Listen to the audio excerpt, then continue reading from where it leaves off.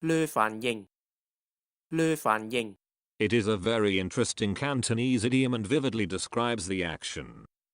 You can image or visualize how it is. The meaning of this idiom is to accept an offer or a deal immediately without any hesitation because the terms are favorable. Its direct translation is to spit outright to reply or to response. For example, 呢份工咁筍，俾着我都略反應啦。呢份工咁筍，俾着我都略反應啦。